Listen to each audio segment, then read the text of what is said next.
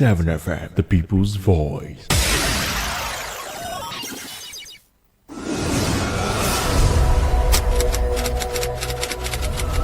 This is Kunle Amzat Studio, Agidigbo 88.7 FM. Welcome to The Quest.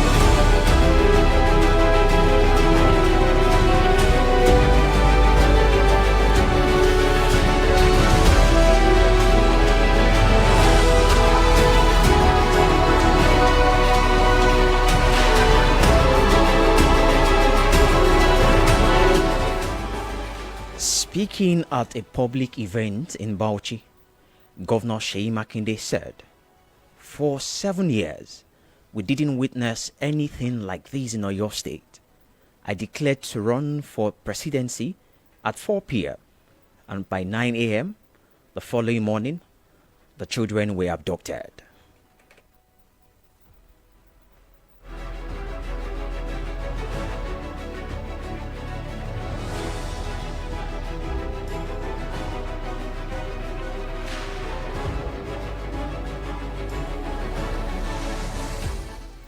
With these, I welcome you to another edition of The Quest. I am Olu Okikiola. Today, July 29, 2026, we shall be looking at the claim made by the Governor of Oyo State, Engineer Seyi Makinde, on the 10th of July, 2026, as quoted by the Punch newspaper. Oyo school abduction came hours after my 2027 presidential declaration, titled by the Punch. What we checked, we examined whether Oyo State had experienced significant incidents of banditry, kidnapping, and violent attacks before the May 15, 2026 school abduction. What we found, December 2020, the mother of a certain Dr. Abdul Fatai Aborodi, Dr. Fatai Aborodi, a United Kingdom returnee, agricultural investor and politician, was attacked and killed by gunmen while returning from his farm in Igogon, Ibarapa North local government area. The incident drew national attention to the worsening security situation in Oyo's agrarian communities. January 2021, the kidnap and murder of Alhaja Sherifat Adisa. Alhaja Sherifat Adisa, Chief Executive Officer of Subawa Oil, was kidnapped along the Idere Ayeta Road and later murdered. Contemporary report also stated that 2 children died during the attack. This was reported in the nation's newspaper, January 23, 2021, titled, "Oyo Communities at Mercy of Kidnappers." June 2021, Igangon attack. Gunmen invaded Igangon in a coordinated overnight attack. At least 11 people were reportedly killed, including Lateef Adeniyi, the head of Vigilante Group, Ibrahim Adiagbo, Amotekun operative, and several houses were also destroyed. Sources of these are Reuters, June 21, BBC News Pidgin, June 21, Premium Times, June 21, The Punch newspaper, June 21. May 15, 2026, a mass abduction of school children in Yawata. Armed attackers abducted dozens of pupils and teachers from LA Primary School, Yawata in Owerri local government area, which was the most recent attack, before retreating into the old Oyo National Park corridor. This remains the first known mass abduction of its kind in Oyo State. The analysis. Governor Makinde's statement contains two distinct factual elements. One, which is a question. Did the kidnapping occur hours after his presidential declaration? The answer to that is an emphatic yes. The public record supports the chronology described by the governor. The question two is, had Oyo State witnessed similar security threats during the previous 7 years? The answer depends on what is meant by anything like this in the governor's statement. If the governor was referring to specifically the mass abduction of school children, then the statement is accurate. However, if the statement is understood more broadly to suggest that Oyo State had not experienced serious insecurity during the preceding 7 years, the historical records provide important context as laid down earlier. Before May 2026, Oyo had already experienced high-profile killings, kidnappings for ransom, deadly attacks on rural communities, and violent attacks attributed to armed criminal groups operating in the Ibarapa-Okiogun forest corridor. These incidents demonstrate that insecurity in the region did not begin with the May 26 school abduction. So our conclusion is the May 15, 2026 abduction of school children was unquestionably an unprecedented event in Oyo State. However, available evidence shows that it occurred against the backdrop of an already deteriorating security environment marked by years of kidnappings, killings, and attacks in communities around Oyo's forest belt. Governor Makinde's statement is therefore best understood with additional context. While the chronology he described is accurate, the broader historical records shows that serious security threats had been documented in Oyo State well before the May 2026 school abduction. Our verdict.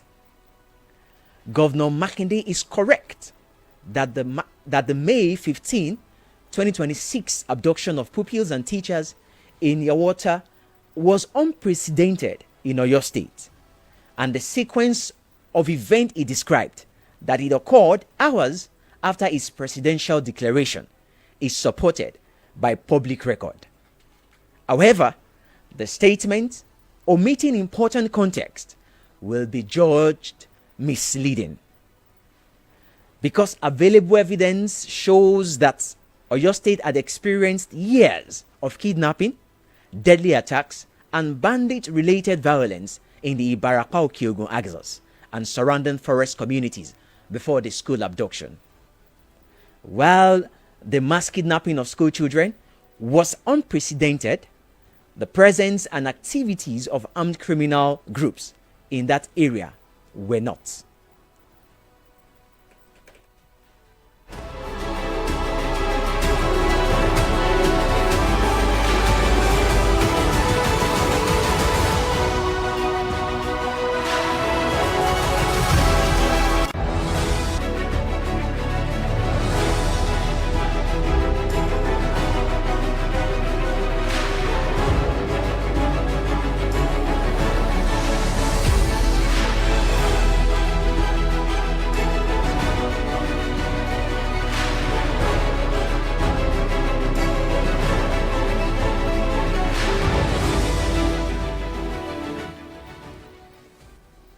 With us in the studio today is SDP presidential candidate Prince Adewale Adebayo.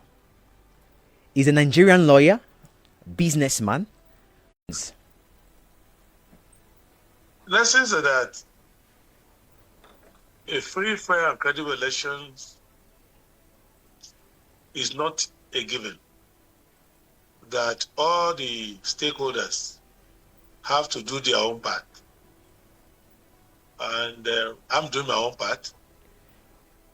Who are these stakeholders, for the sake of clarity? You have the people, they're the majority stakeholders. If the people don't want an election, it will not hold. If the people don't want a fair and credible election, it will not be fair and credible. If the people don't want a government, there will be no government. Next are the politicians. If they don't come out to contest, there will be no elections. If they come out and they contest fairly and reasonably and lawfully, there will be good elections. If they come out and as desperados and lawbreakers and crooks, the elections will not be free, fair, and credible. The next are political parties. The political parties are not credible platforms, genuinely committed to leadership recruitment and sifting the wheat from the chaff and making sure that the best of our people are presented as leaders and as candidates, and that they are trained in an environment that obeys the Constitution and obeys the law, and an environment that supports merits rather than selling favors. And the third is that the fourth will be that institutions that are endowed by the Constitution with supervisory powers over electioneering, INEC, law enforcement agencies, and judiciary, that those institutions combine together to uphold the law, enforce the rules, and create a credible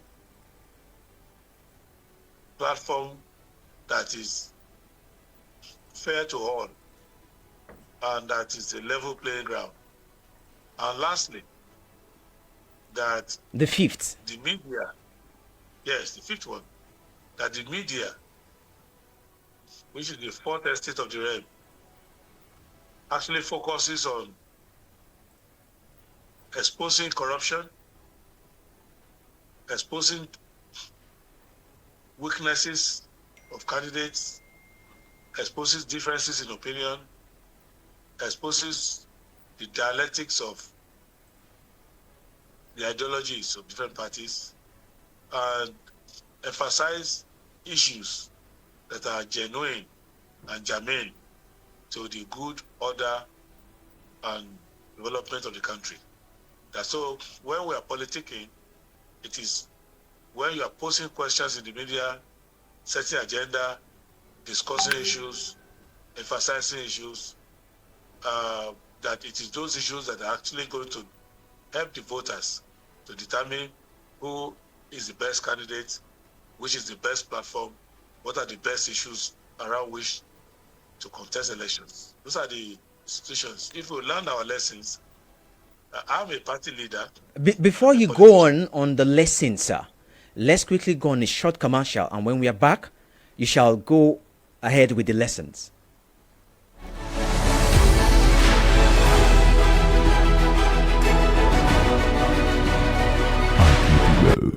88.7 FM. Ọmọlá travel and tour. Ilé-iṣẹ́ tó ń kọ́ni ìrìn àjò lọ sókè òkun pẹ̀lú fọ̀kànbalẹ̀. Ìbẹ̀rù Ọlọ́run àtàlùbáríkà lójú. Lèyí tó Ọmọlá travel and tour fi ń kọ́ni ìrìn àjò lọ sókè òkun. Bẹ́ẹ̀ látìgbà tó ti ń fàwọn ìkọ́ni ìrìn àjò lọ sókè òkun jẹun kò fọ́ máa lọ́wọ́ rí. Léyìí tó mú gbogbo ènìyàn lọ sọ́dọ̀ wọn. Pẹ̀lú àlàálẹ̀ àwọn ìgbésẹ̀ kọ̀ọ̀kan tí wọ́n bá fún yín. Ẹ̀rù gbọ́dọ̀ bà yín má torí pé wọ́n gbàṣẹ́ gbòǹtẹ̀ lọ́dọ̀ ìjọba lórílẹ̀‐èdè Nàìjíríà àti lórílẹ̀‐èdè Amẹ́ríkà. Àtìlẹ́yìn àǹfààní tó wà lọ́dọ̀ Ọmọlá travel and tour ni wípé ẹ tún lè sanwó ọ̀hún díẹ̀díẹ̀. O ti wá fẹ́ lọ lọ kàwé ṣiṣẹ́ tàbí ìrìn àjò afẹ́ lọ sókè òkun láwọn ìlú bíi Amẹ́ríkà, Canada, Europe, Australia, United Kingdom. àǹfààní tún ti fìdí kalẹ̀ sí iléeṣẹ́ ọmọọlá travel and tour. ẹgbẹ́ra òdòlú iléeṣẹ́ wọn tó wà ní. number 114 ọmọọlá plaza lẹ́kàn Alabi street Àbáyọ̀mí Ìwó road Ìbàdàn. telephone 08079851232. ọ́fíìsì wọn lórílẹ̀‐èdè Amẹ́ríkà. locum Louisiana United States of America. ọ́fíìsì wọn tún wà nílùú Àkúrẹ́ ní ọba Adéṣidà road ọjà Àkúrẹ́. bẹ́ẹ̀ ni wọ́n tún wà ní Fákúnlé nílùú Òṣogbo. ọmọọlá travels and tour. ìfọ̀kànbalẹ̀ ìrìn àjò ẹ̀yin oníbàárà wa ló jẹ wá lógún. Subhanallah. Assalamu alaikum o gbogbo mùsùlùmí àtẹ̀yí tẹ́ máa ń bá wa ṣàdúrà lóru níléeṣẹ́ rédíò Àgídìgbo. àdúrà wa ó gbà o. èyí tó ti gbà ò ní dàrú. bógo ti ń jẹ́ tọ́lọ́run. gbogbo mọ̀fẹ́ wa lọ́lọ́run ó fẹ́. gbogbo mọ̀kọ̀mọ̀kọ̀ wa lọ́lọ́run ó bá wa kọ̀. àsìkò ti tó báyìí o. níléeṣẹ́ rédíò Àgídìgbo gangan. a ti ṣètò ààbò àtètò tí ó máradẹ gbogbo ẹ̀yin èèyàn wa tá a bá jọ fẹ́ ṣàdúrà yìí papọ̀. lọ́jọ́ Thursday tí ń bọ̀ yìí ó ti yá. ẹ máa bọ̀ níléeṣẹ́ rédíò Àgídìgbo ní Thursday tó gbẹ̀yìn oṣù last Thursday of the month. àdúrà aláṣepọ̀ gbogbo wa pátápátá tá a bá jọ ṣètò lórí rédíò ẹ jẹ́ a jọ ṣètò lójúkojú fojú ríjú ṣàdúrà bẹ́ẹ̀ lọ́wọ́n ọba àlá. ọlọ́run a máa wọlá ẹni ó wà lápá ọ̀tún gbàdúrà ẹni ó wà lápá òsì. ó ti yá àdúrà aláṣepọ̀ tá a máa ń ṣe níléeṣẹ́ rédíò Àgídìgbo ní gbogbo Thursday tó bá gbẹ̀yìn oṣù. ẹ má gbàgbé pé tàjúùdù ni o. aago 8 alẹ́ là á bẹ̀rẹ̀ títí dàárọ̀ ọjọ́ kejì gbáko. lọ́jọ́ Thursday tí ń bọ̀ yìí iléeṣẹ́ rédíò Àgídìgbo gangan. èyí tí ń bọ̀ yìí yóò lágbára pọ̀.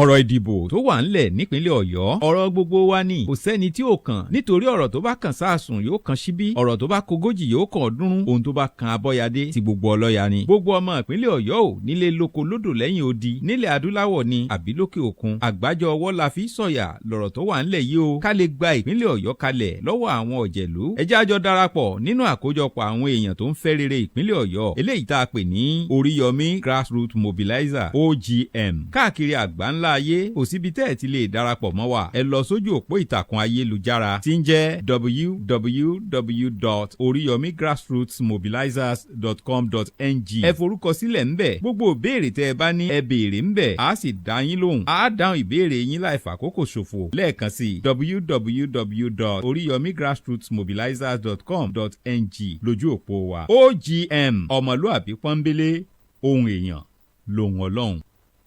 Àgídìgbo 88.7 FM.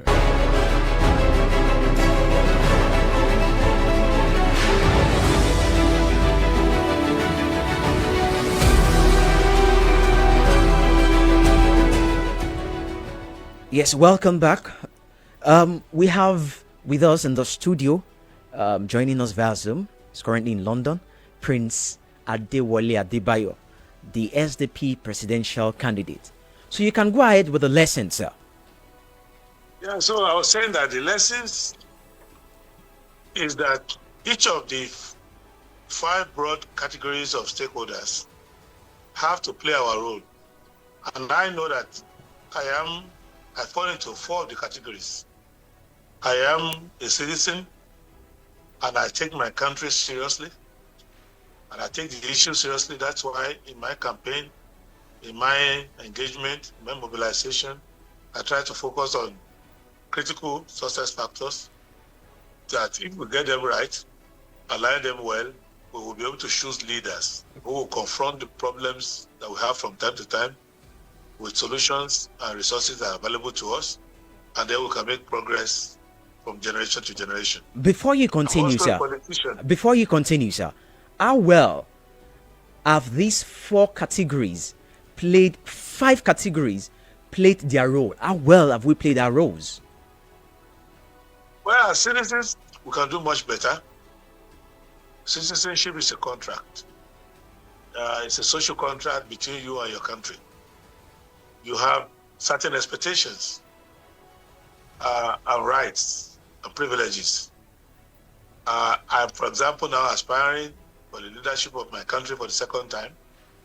It's a rare privilege. I'm in the UK here. I don't have such a right. So I can't come now and say I want to be the King of England or the Prime Minister of the UK. I don't have that right. So Nigeria gives me that right. In return, I have a responsibility to Nigeria. Pay my taxes, obey the laws of the land, and have civic engagement, and so show loyalty to my country, and to take the affairs of the country seriously, and to be faithful, loyal, and honest, as we say in our national pledge. So I don't think as many of us as possible are doing as much as we can, and there's always room for improvement in that regard. And if we do get that right, then the second category where I belong is as a politician. I've tried my best to make sure that I'm a good example of a politician. I stick to the law, I obey the law, I do things right. And when I propagate my political beliefs, I respect the sanctity of police and judiciary. But I'm a member of the judiciary because I'm a lawyer. And I make sure that I use the law according to the dictate of the Constitution of Nigeria. And that when I engage the judiciary, it's not for mischief. It is to uphold the law of the land and to realize the rights of citizens or institutions of Nigeria. So those are the areas that we need to work on. If we work on those areas, our country will be a paradise on earth. Back to the lesson, sir.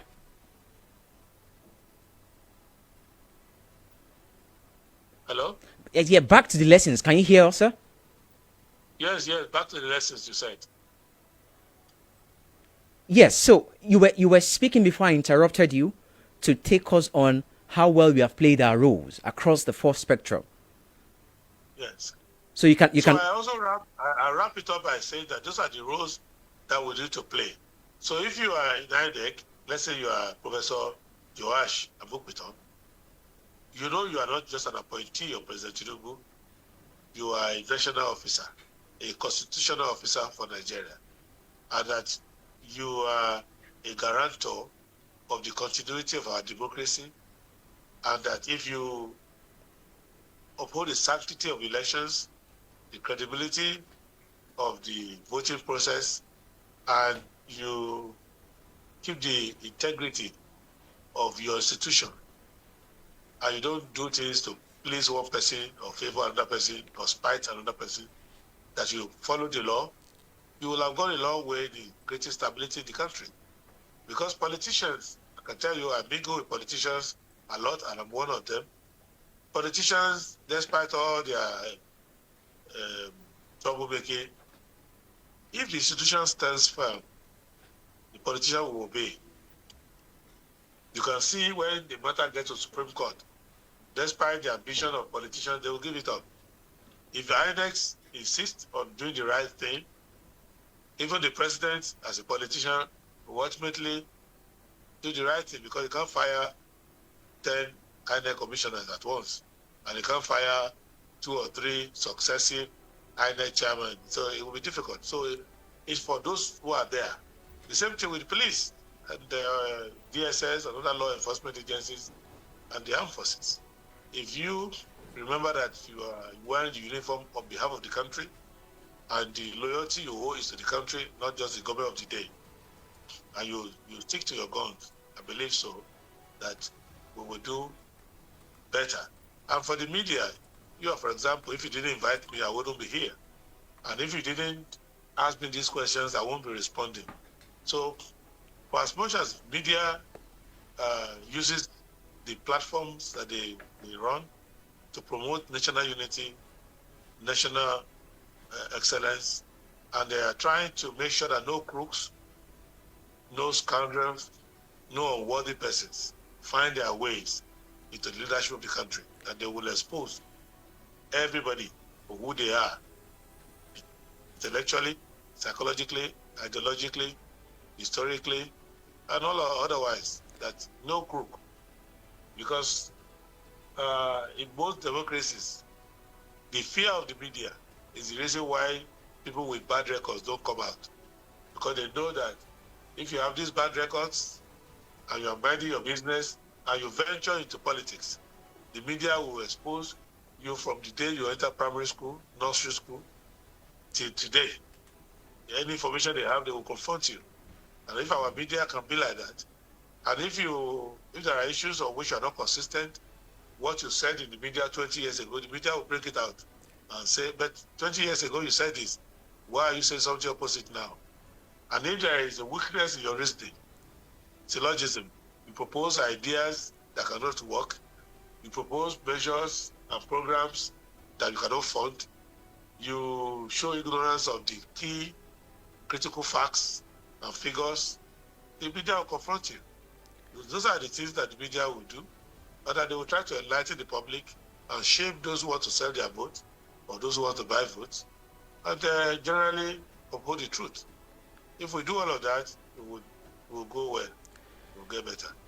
As of today, July 29, 2026, President Bola Ahmed Tinubu has been in office for 3 years and 2 months. What's your assessment of the Tinubu-led administration so far?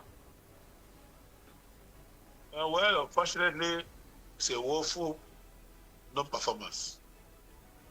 And it is not me saying so. Look at every critical sector. Look at the livelihood of the people.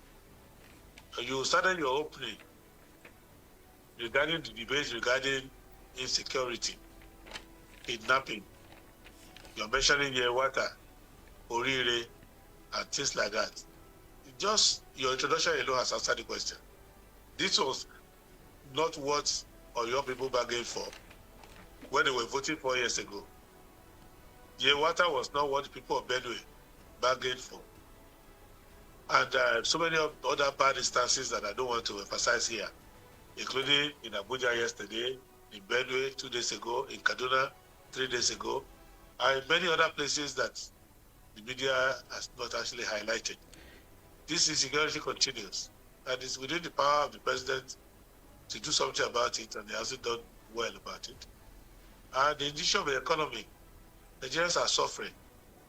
They are living in unprecedented poverty, unexplainable penury, and unnecessary hardship, which the president, by tweaking 1 or 2, 3 policies, could actually have prevented. Many of the factors leading to suffering are factors that are not inherited by him, factors that arose from his own worst case. So it's like a person who has a strain in his arm, and then the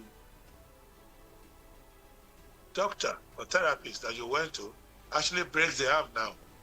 So the president has broken the neck of, it's like a masseuse or a therapist or chiropractor who's supposed to help you relieve pain. Eventually break your neck completely and you get paralyzed. That's what he's done to the economy.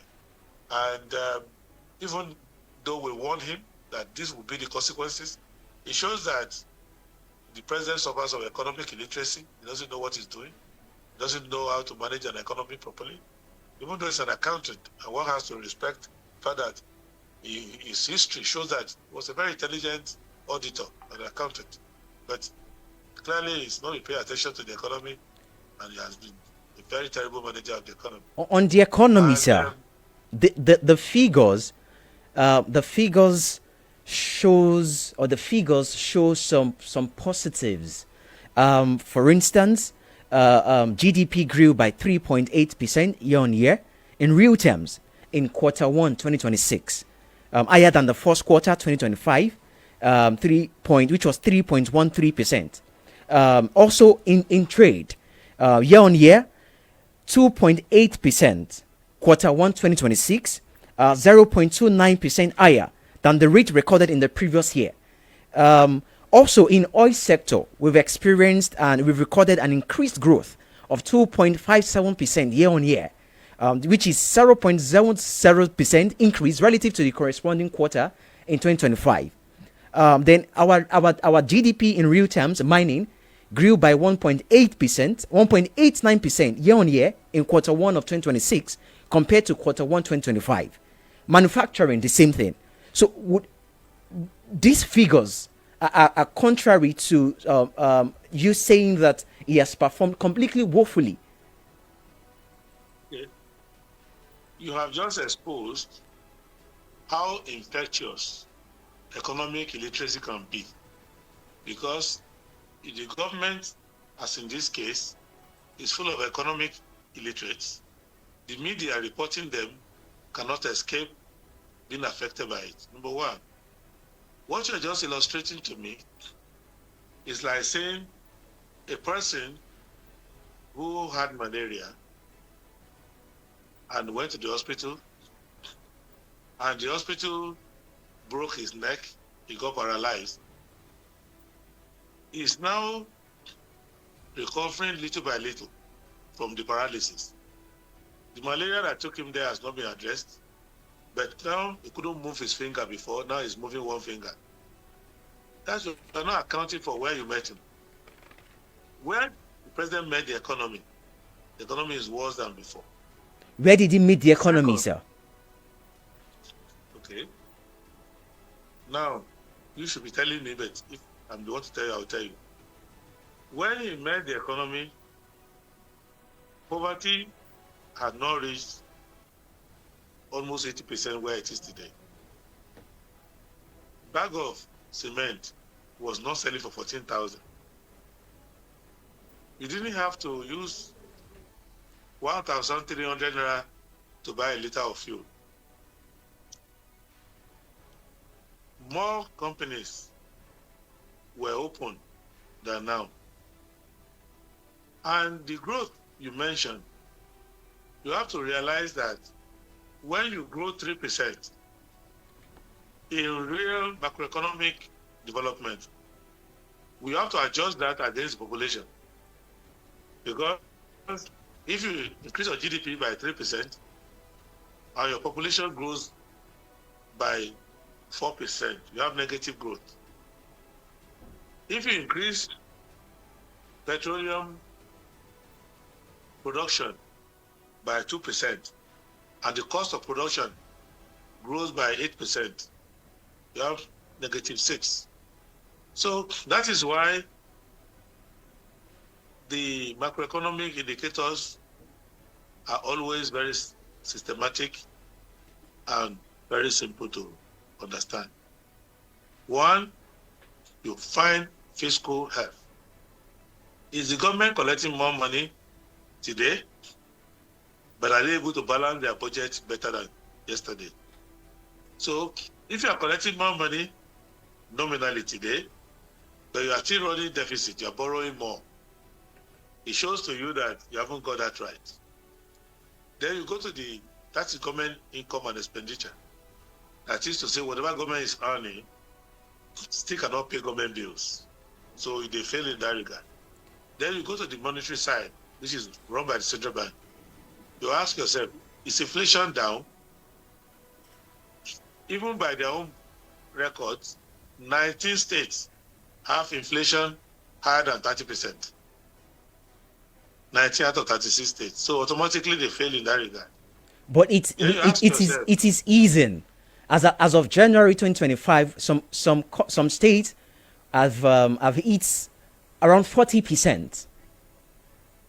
What I am saying to you is that if a patient comes to your hospital complaining of a headache, and in order to treat the headache, you crack his skull, you cannot say, oh, the skull is joining back together. You shouldn't have cracked his skull to start with. So, President, now say that the president cracked the skull of this economy? Of course, because you only need to ask yourself, where was I in terms of my house rent, my children's school fees, my cost of buying food, my cost of transportation coming to work, my rent that I pay at home, or the cost of buying cement or building materials, iron rod, and all of that, cost of paying electricity. Where was I on May 29, 2023? Where am I now? Aren't these results of the policies he has put in place to fix the economic problems, which he had told us to be patient? And if you were in his shoes, sir, in 4 years or in 3 years, what would you do differently? If I were in his shoes, Number one, I will not make things worse than how I met them. The first law of medicine is that you stabilize the patient. If you can't stabilize the patient, what are you a doctor for? In practical terms, economically speaking, what would you have done? Excuse me. First thing you do is to make sure that you do 5 things. 1, ensure that you increase government revenue and lower government expenditure. He has not done that. 2, you do economic stabilization. You will see that inflation comes down, not higher. You ensure that unemployment comes down, not higher. You ensure that factor cost comes down, not higher. So the day I enter office, if cement is 4,000 naira per bag, it will never go to 4,001. I may not bring it down to 3,900, but I'll make sure it doesn't go up. If the cost of transportation is 300 naira from Agbeni to Challenge, I will make sure it doesn't go to 301. You stabilize. They didn't stabilize. They threw everything out. It got worse. Now, if they're now trying to say that the damage they've caused is not improving, and that we should be patient. Let me tell you something about patience. The people of a country don't owe any government any patience beyond their tenure. If you rent your house to a tenant for 1 year, from May 29 this year, I give you my house till May 29 next year. You have to pay the rent. Between now, you are supposed to pay the rent when you come in, but you must pay the rent between now and that May 29. You cannot tell me to be patient with you. When the tenancy will expire, how will I get my money back? If you work for your company, you work from first day of the month to the 30th day of the month. They have between that first day of the month and the 30th day of the month to pay you your salary. If they say be patient, you are going outside the contract. The president has a 4-year tenure. He was elected for 4 years. And he stated all the things he will achieve in 4 years. If he doesn't achieve them in 4 years, the only patience we owe him is the patience for the end of the 4 years. We don't owe him patience for 20 years when he will not be there. So a government is elected to perform for 4 years. That is why Jakande in Lagos did not say be patient with me. He was elected, he came to power October 1, 1979, and he ended October 1, 1983. And everything he said he would do, housing, transport, education, he did them. They gave him, hold on a second, they gave him second term. That second term, 3 months later, by December, it was truncated. But Jakande has left governor of Lagos since 1983. Nobody will say he didn't perform. That's how you run a government. Murtala has 6 months. He is gone. Nobody can say he didn't perform because state creation, transition to civil rule, everything he said he would do, in 6 months, he already started doing them. Okay, Prince, So, my recommendation is that no government can tell the people, use the rest of your life to be patient with me while I ruin your life. No, you have 4 years, you must perform within 4 years. If you don't perform, go, let somebody else come and perform. Okay, Prince. So, as fantastic as those examples are, we cannot compare the economy then during the Muritala regime, the economy then during the Jakande administration, to what the economic situation is now in Nigeria. But just before we go on the final lap, let's go on a quick commercial. When we come back, we're going to be looking at your aspirations as 2027 knocks on our door. Before you go, the economy is made worse by those who are there now. And if you read your newspapers correctly, you will see that when Murtala came, there were economic problems. Okay, sir. Amanda. Let's problem. There is solve the problem you meet on the ground. Don't lament. All right, sir. Thank you. When we come back, we'll go on the final lap.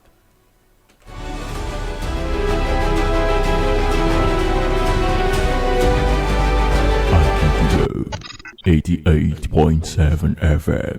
لبيك اللهم لبيك. èwo ni ká fẹ́ ṣiṣẹ́ àtàbí múra ká mọ̀ káyà òkè ká fẹ́ ṣiṣẹ́ ládàá ní mọ́kà tàbí mọ̀dínà kó wá mọ̀ tún jẹ́ láṣẹ pé lẹ́yìn owó gọbọi iléeṣẹ́ Akmabu travels and tours ní kẹ́ẹ̀jẹ́ àjọ bádùn òkò kájọ sàràfà ohun tó dá mi lójú ni mò ń sọ bí ìdínlá. ẹ má jẹ́ wọ́n gbé yín lámbà. fúnṣẹ́ àjà ti múra aláṣẹ pé pẹ̀lú ìfọ̀kànbalẹ̀ bí iléeṣẹ́ Akmabu travels and tours bá làwọn daṣọ fún ni tọ́run wọn ni ẹ wò ìbẹ̀rù Ọlọ́run la fi ń ṣiṣẹ́ lọ́jọ́ tó ti pẹ́ ẹ bí àjọ alálàájì nákàn léèrè àtàwọn alárànfà wa lọ́dọọdún aníwèé ẹ̀rí àyátà. gbogbo àyè tẹ́ ti gba ládà àti làádà láfòyín dé. oúnjẹ tó dúró re. ibùgbé tó súnmọ́ haram ẹ lè sanwó díẹ̀díẹ̀ tàbí lẹ́ẹ̀kan náà torí pé ọ̀rọ̀ hajj ti kú òǹtà àtijọ́ o gẹ́gẹ́ bí ilẹ̀ Saudi ti fi lélẹ̀. ẹ kàn sí wa ní OTM Islamic Center opposite Town Hospital New Ife Road Ìbàdàn tàbí OTM Central Mosque Bolúwàjí Lagos Ìbàdàn Expressway 08032848410 08055447258. Haji Makbul Ajam Umrah experience with ease, comfort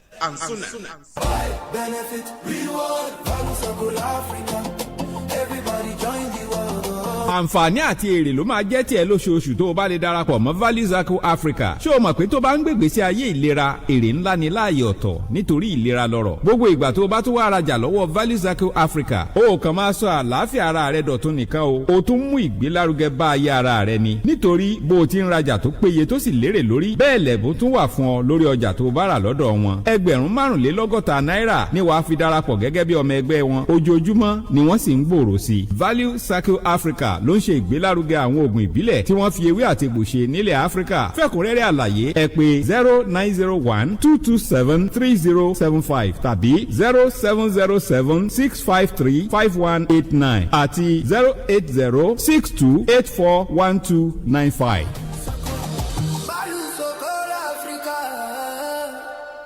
Akidibo 88.7 FM.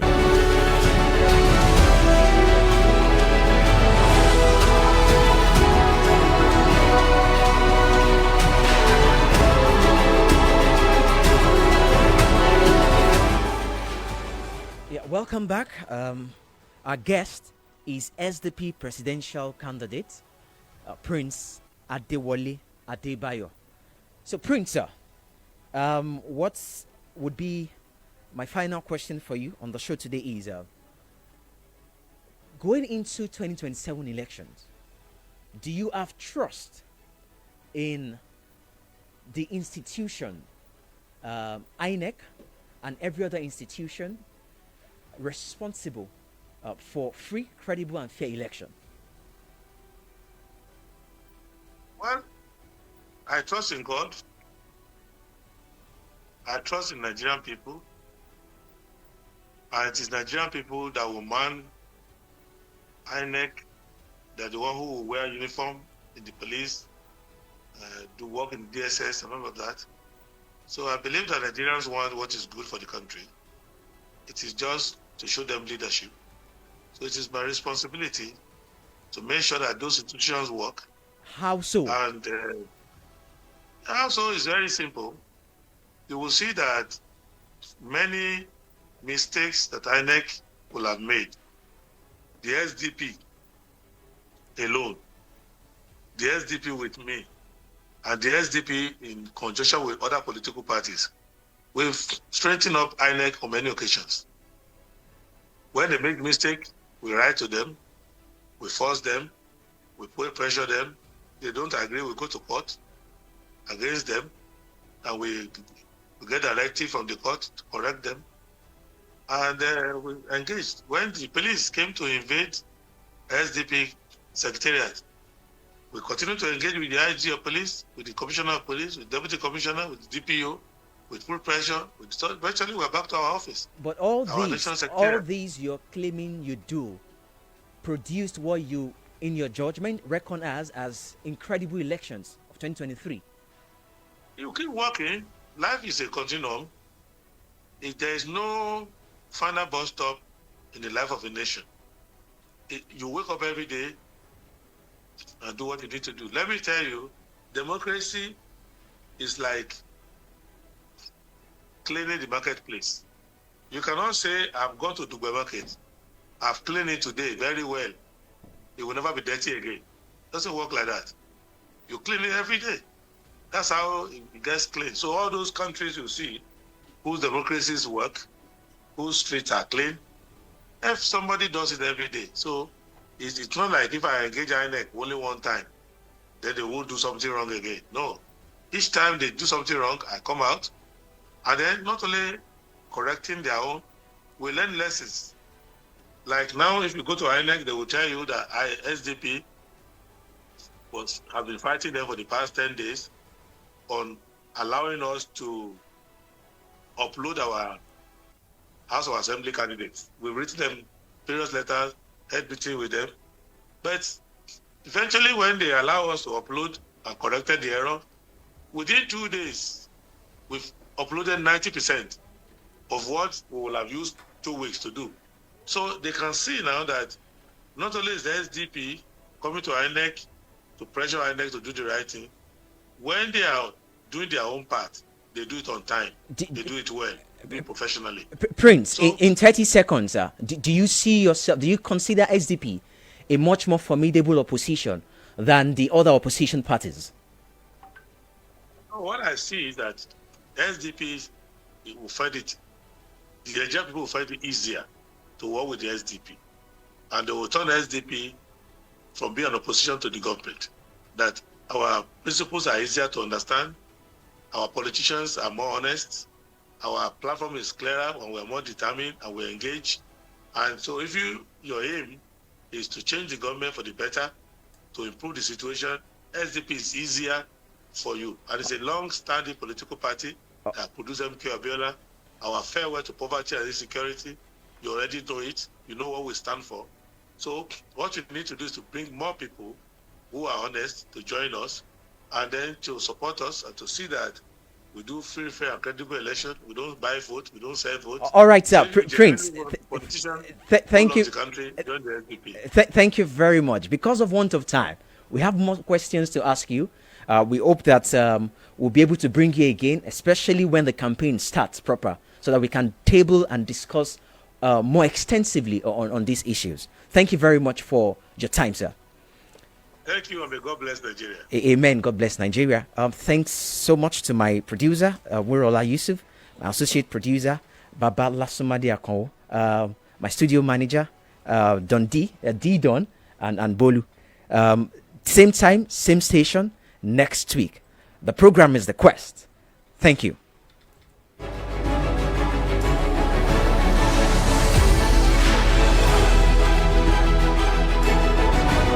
IPTV 80